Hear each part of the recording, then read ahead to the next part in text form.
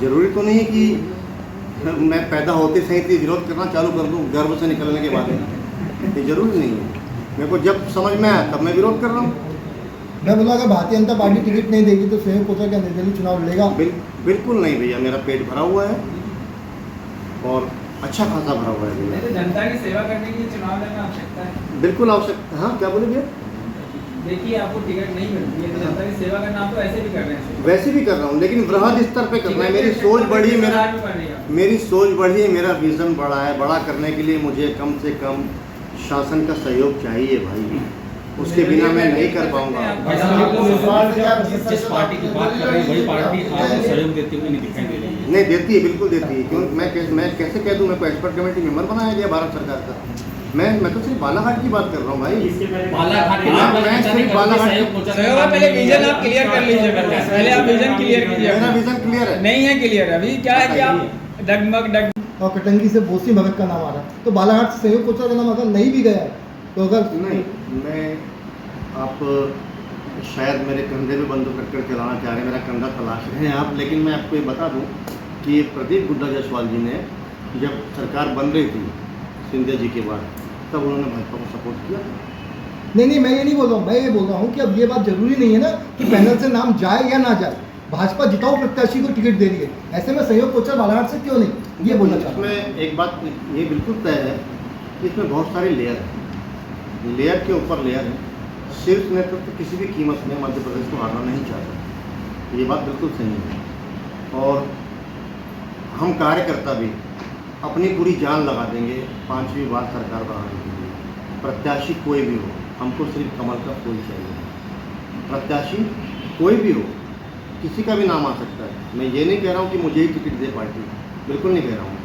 सर्वे में अगर मेरा नाम आता है और ऐसा लगता है कि मैं ऐतिहासिक जीत होगी मेरी, तो मुझे देना चाहिए टिकट। आप ही तब ने कहा था कि मैं विधानसभा जब चाहूँ तब टिकट ले सकता हूँ, क्या मतलब है? आपने बिल्कुल सही समझा। विधानसभा की टिकट तो मैं जब चाहूँ जब मैं ला सकता हूँ, लेकिन मुझे मर्यादा से चलना है, मर्यादा से होते हुए गुजरना है और सारी प्रक्रिया करना है। उसके बाद फिर शीर्ष नेतृत्व जो तय करें, क्योंकि मुझे जिद नहीं करना वहाँ की, मुझे ही लड़ना है। ऐसी कोई बात नहीं है। ऐसा अगर मैं करूँ तो ऐसा हो सकता है, लेकिन मैं उस पक्ष में नहीं। आपने एक बात और कही थी कि मैं उपाध्यक्ष हूँ, उसके बाद भी मुझे पार्टी में बुलाया नहीं जाता है। हाँ, ऐसा क्यों? मैं पार्टी का 3 बार से उपाध्यक्ष हूँ, उसको भी एक मिनट के लिए आप साइड कर दीजिए। मैं एक्सपर्ट कमेटी का मेंबर हूँ भारत सरकार से। उस नाते अमित शाह जी का जो कार्यक्रम था, उस नाते भी मेरा नाम वहाँ पे मंच में रहना था। मुझे वहाँ पे जो लिस्ट बनी थी 2829 लोगों की, उसमें मेरा नाम नहीं था। मतलब मैं कुल मिलाकर तो टारगेट मैं ही हो रहा हूँ ना, क्योंकि मैं बोल रहा हूँ।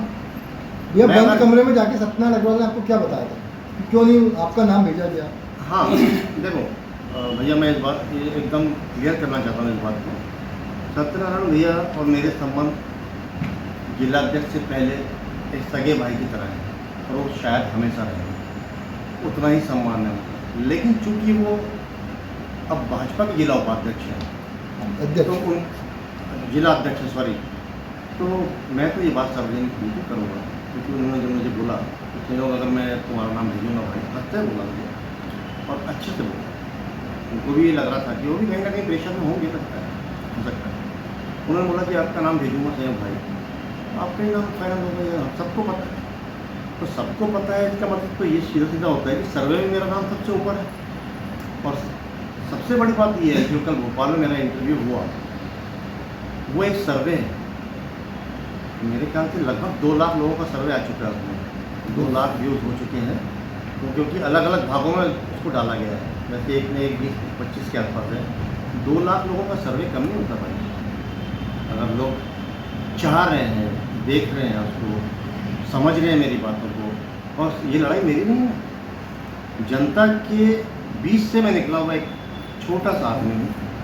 मुझे नेता भी आप नहीं कह सकते, क्योंकि ना तो मुझे नेता बनना है और ना मैं नेता कभी बन सकता। मैं एक जनसेवक के रूप में आ सकता हूँ, अपनी सेवाएं दे सकता हूँ, अपने घर परिवार को छोड़कर। सहयोग में भारतीय जनता पार्टी की ना बंगले से टिकट नहीं।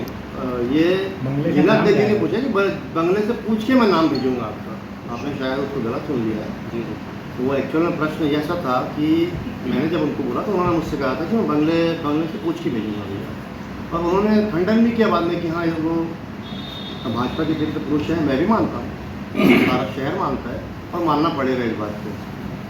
वो जिता भी सकते हैं किसी को, हरा भी सकते हैं। तो मैं सिर्फ बालाघाट तक भी उनको सीमित नहीं करता हूँ, सिवनी में भी उनकी एक बहुत अच्छी पकड़ है भाव की, छिंदवाड़ा में भी है। तो यही सोच के तो मंत्री पद से नवाजा गया है। लेकिन मैं यहाँ पर भी एक चीज़ बोलना चाहता हूँ कि 2018 में भाव को बना देना था मंत्री, कैबिनेट मंत्री, तो शायद और भी हमको ज़्यादा फायदा मिलता। ये मेरे मन की बात है और मैं अपनी मन की बात रख सकता हूँ।